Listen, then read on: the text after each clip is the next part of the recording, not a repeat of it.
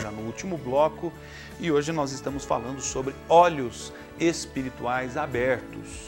Quem nos dá esta graça, esta condição tão nobre, tão linda, tão extraordinária, de ter olhos espirituais para então discernir as coisas, somente o Espírito Santo é que pode nos dar esta condição linda, bendita.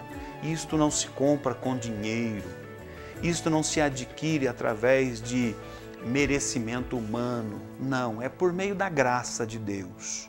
Quando o homem entrega a sua vida para Jesus, quando o homem voluntariamente declara Jesus Senhor e Salvador da sua vida, ele crê na obra que Jesus realizou na cruz do Calvário e se dispõe com alegria a seguir a Jesus, como os discípulos o fizeram lá na igreja inicial no primeiro século e tantos outros milhares, milhões de pessoas ao longo da história na Terra, não é? Ao longo da história humana, tem assim disposto fazer, né? Entregue a sua vida para Jesus, através desta decisão, desta atitude, de forma muito espontânea, muito voluntária.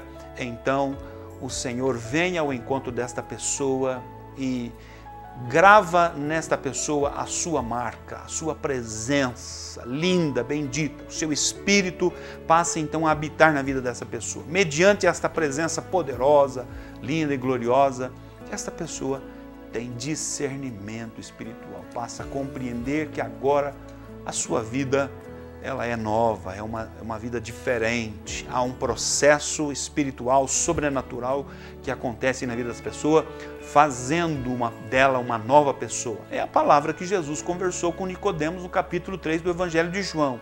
Necessário a você Nicodemos, nascer de novo. Nicodemos então pergunta, mas o que eu hei de fazer? Hei de tornar ao ventre de minha mãe nascer? E ele diz, se você não nascer da água e do Espírito, não pode ver o reino de Deus. E quando a pessoa experimenta este novo nascimento, ela realmente abandona as velhas práticas.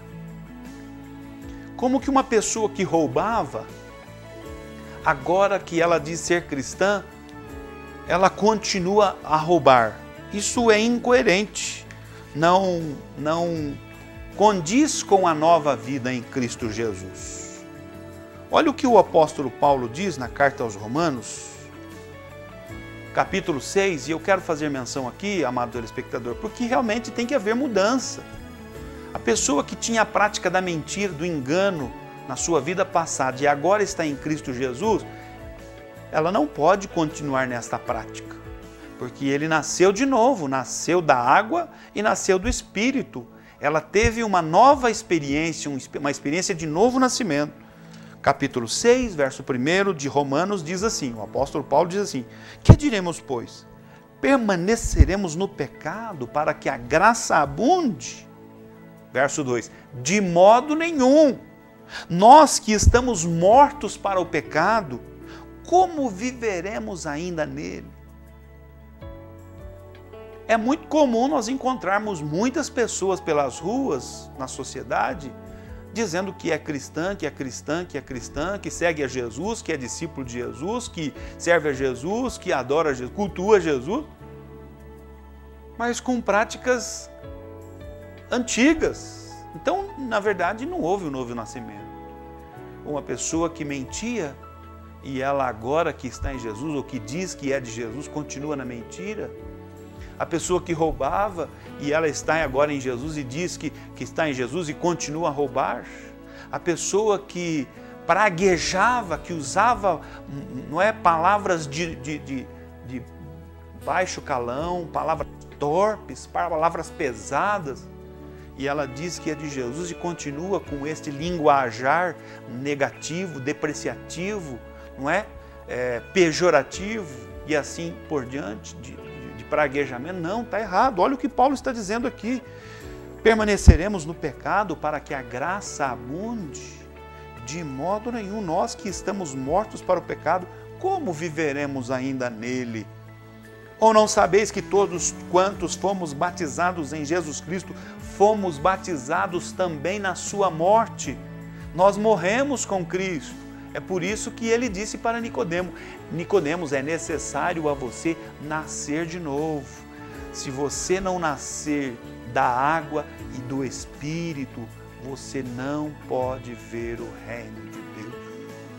Então, mediante o que Jesus nos ensina, lá conversando com Nicodemos, mediante o que o apóstolo Paulo aqui também nos instrui, escrevendo agora aos Romanos, se alguém diz que é cristão, mas continua as velhas práticas, ele está iludido, imaginando que faz parte do reino, imaginando que é discípulo de Jesus, mas não é discípulo de Jesus. Porque aquele que é de Jesus, que é discípulo de Jesus, que faz parte do reino, ele abandonou as velhas práticas.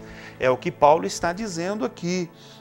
Ou não sabeis que todos quantos fomos batizados em Jesus Cristo, fomos batizados na sua morte, morremos espiritualmente. Verso 4, de sorte que fomos sepultados com ele pelo batismo na morte, para que, como Cristo foi ressuscitado dentre os mortos, pela glória do Pai, assim andemos nós também em novidade de vida. Andar em novidade de vida, meu amado telespectador, é abandonar as velhas, antigas práticas que outrora nós praticávamos, que fazíamos. Agora nós estamos em novidade de vida, ou seja, uma nova linguagem, uma nova maneira de viver ou de ser, novas atitudes, novo comportamento, nova postura. E que postura nós agora assumimos? A postura de filhos de Deus, a postura de alguém que é integrante, que é membro do reino de Deus. É uma postura de um filho amado, daquele que tem prazer em obedecer a palavra, em observar a palavra, como está escrito lá no Salmo 1. Você quer ver o que está escrito no Salmo 1? Eu compartilho com você as Escrituras sagradas, pois elas dão testemunho do Senhor e é nelas que nós temos a vida eterna. Olha o que diz o Salmo 1. Bem-aventurado é o homem que não anda segundo o conselho dos ímpios, não se detém no caminho dos pecadores, nem se assenta na roda dos escarnecedores. Antes tem o seu prazer na lei do Senhor e na sua lei medita de dia e de noite. Olha o que diz o verso seguinte: ele será como a árvore plantada junto a ribeiros. Antes de prosseguir, o que este homem, esta pessoa que teme ao Senhor faz? Ele não anda no conselho dos ímpios. Não se detém no caminho dos pecadores, não se assenta na roda dos escarnecedores. Olha o que diz o verso 2, ele tem o seu prazer na lei do Senhor. É a pessoa que nasceu de novo. É a pessoa, como diz Paulo lá, que anda em novidade de vida. Ele, na sua lei, na lei do Senhor, ele medita de dia e de noite. Não é 5 minutos que ele vai pensar na palavra de Deus ou pensar em Deus. E aí, o restante das horas do dia, ele vai maldizer, vai brigar, vai matar, vai enganar, vai mentir e assim por diante. Não, diz o texto que ele medita, ele tem o prazer na lei de Deus de dia e de noite. É 24 horas por dia guardando a palavra, observando a palavra. O que vai acontecer com ele? Ele vai prosperar. Ele é como a árvore plantada junto a ribeiros de águas, a qual dá o seu fruto na estação própria e as suas folhas não caem e tudo quanto ele fizer prosperará. É desta maneira. É por isso que nós precisamos de discernimento espiritual. Olhos espirituais abertos. Olhos espirituais abertos. Foi isto que não teve a geração dos dias de Noé. As pessoas que estavam à sua volta, os seus cidadãos, concidadãos, os seus patrícios, os seus irmãos no sentido de sociedade, não atentaram para esta verdade. Mas Noé, que teve seus olhos espirituais abertos, que era homem de discernimento espiritual, ele atentou para a voz de Deus, para a palavra de Deus, para a orientação de Deus. Por isso, somente ele e a sua família e todos os animais que foram por Deus conduzidos se salvaram da destruição que foi certa, que foi iminente. Nós vivemos dias maus. Nós caminhamos para o fim de todas as coisas, ainda que os homens digam que são efeitos da natureza e eles tentam de uma ou outra maneira, através da ciência humana, não é? Conter isso ou conter aquilo. Nós estamos vivenciando nestes dias, de forma muito específica, o racionamento de água. Está havendo falta de água. Isto é um sinal dos tempos. Isto é um sinal que nos fala que, na verdade, caminhamos para o tempo do fim. No livro do Apocalipse, nós, ao fazermos esta leitura, ajudados justamente pela ação do Espírito Santo, a Bíblia nos fala que nos dias em que esta palavra haverá de se cumprir, haverá a falta de alimento no mundo, no planeta. Todas as coisas se tornarão muito caras, muito dispendiosas. Poucas pessoas poderão ter, ou melhor, terão acesso ao alimento.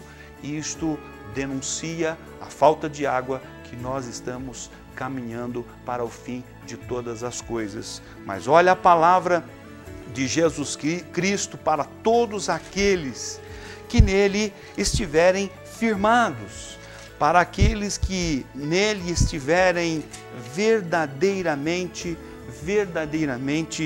firmados. Capítulo de número 3, do livro do Apocalipse, e o verso de número 10, a promessa de Jesus para o seu povo, para aqueles que têm discernimento espiritual e olhos espirituais abertos. Como guardaste a palavra da minha paciência, também eu te guardarei da hora da tentação que há de vir sobre todo o mundo para tentar os que habitam na terra.